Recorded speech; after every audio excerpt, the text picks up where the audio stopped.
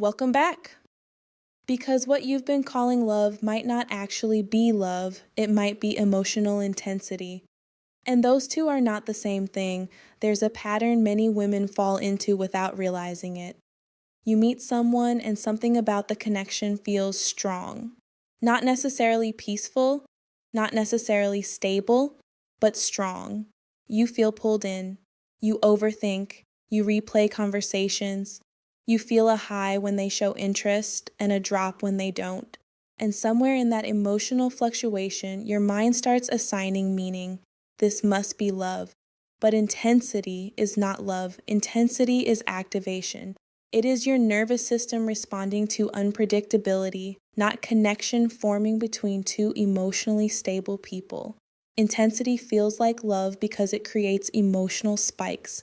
When someone is inconsistent, warm one moment, distant the next, your brain enters a state of tracking. You start monitoring when they text, how they respond, what their tone means, why they changed. This creates a cycle of anticipation and relief. And that cycle produces a chemical response in your brain that feels like emotional depth. But it is actually emotional instability.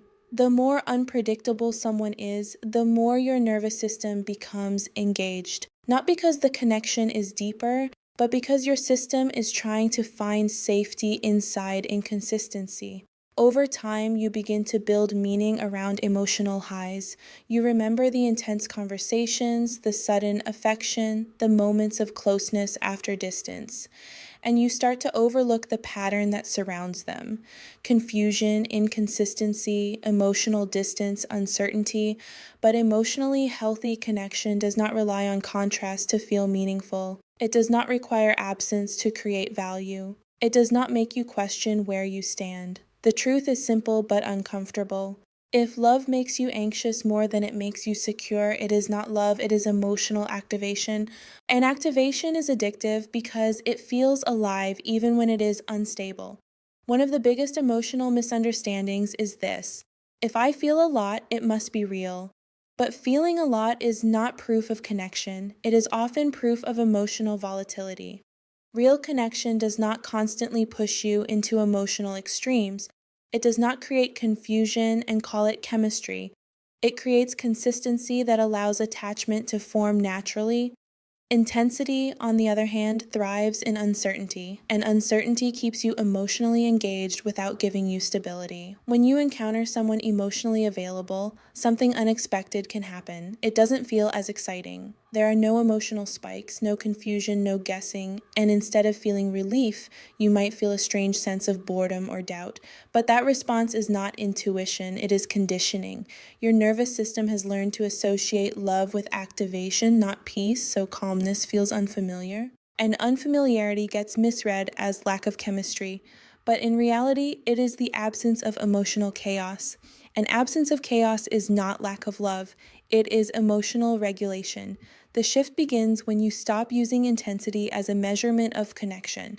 Instead of asking, why do I feel so strongly about this person? You start asking, do I feel emotionally safe with this person? Because safety does not confuse you. It does not make you question your worth. It does not pull you into emotional extremes. It allows you to remain present without internal conflict. And presence is where real connection exists.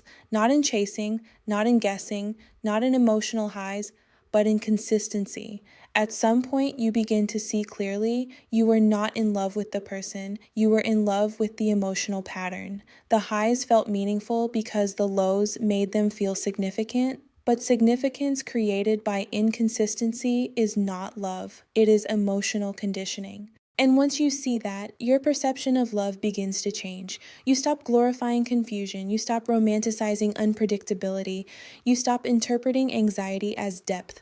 When this pattern breaks, something subtle but powerful happens. You become less reactive, you stop chasing emotional validation, you stop overinvesting in people who are unclear, and your emotional system begins to stabilize. At first, this stability might feel unfamiliar, but slowly it becomes peaceful, and that peace starts to feel like clarity instead of emptiness. Because you are no longer measuring connection by emotional extremes. You are measuring it by consistency, presence, and emotional safety. When you stop confusing intensity with love, everything changes internally. You begin to notice you feel calmer in emotionally available relationships. You stop obsessing over inconsistent people. You no longer mistake anxiety for chemistry. You become more emotionally selective without effort. You stop abandoning yourself for emotional highs, and most importantly, you stop confusing emotional instability for depth because real love does not overwhelm your nervous system, it stabilizes it.